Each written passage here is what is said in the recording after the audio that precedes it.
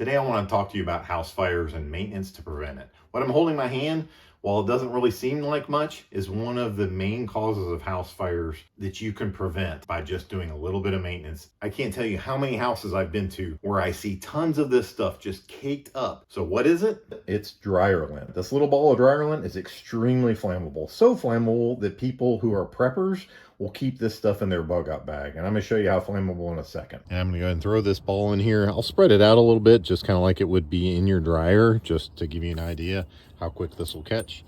And then I'm just gonna take my striker. Just like that, it caught on fire. So that's how quick this stuff is. And again, this is why preppers use this in their bug out bag for starting fires out in the wilderness. Really easy to use, and unfortunately really bad if it catches on fire in your dryer. One of the biggest issues as far as causing a fire is your dryer filter. You can see what a buildup of lint is here, and what that's going to do, a couple things. One, it's going to slow down the process of actually drying your clothes. So you're going to spend more electricity just because this is clogged up. And then the other thing as well, the more clogged it gets, you'll actually get inside here, you'll actually get lint that'll build up inside the actual dryer itself, and that'll flow all the way out through the duct, and it could clog the duct as well. That could be enough to ignite it. Then you would end up with a house fire. Just go ahead and do the maintenance on it. Make sure you're keeping it unclogged, and that way your dryer will function properly and you won't have any issues down the road. First things first is cleaning the filter. Okay, so now that that's cleaned, you can actually clean in here as well. They sell vacuum attachments that go down here. As long as it's not terribly clogged up at the bottom, or you don't have big chunks of lint sitting down there. You can see there are some down there, so I'm going to go ahead and clean that out. But mainly you're looking for large obstructions. This is really pretty clean for most of the ones I've seen.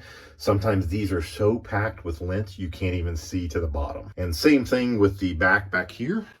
If that's clogged up, then down here you can actually see that's your dryer vent, and what's going to happen is that itself will get clogged and could even clog up here and up into the wall. And once that happens, it's going to restrict the airflow, and then it's going to make it to where the clothes don't dry properly. They don't dry quickly. And then again, it will also be a fire hazard as well. This one has way too much of a duct piece there. It's way too big, should have just been trimmed out. So I'm going to make an adjustment on that and trim that piece just to make it a little short, quick, easy loop there. But on the outside of the house, you'll actually have your dryer vent where it releases the air outside. A lot of times you can look at that on the outside, check for large balls of lint. If there's large balls of lint coming out of it, that means that you've got lint coming through the entire system and making it all the way outside. So that's an indicator that you really need to do a complete clean all the way through all the duct, like a snake brush all the way through it, all the way to the outside, just to get all that dust and debris out, that you can avoid having a fire in the future.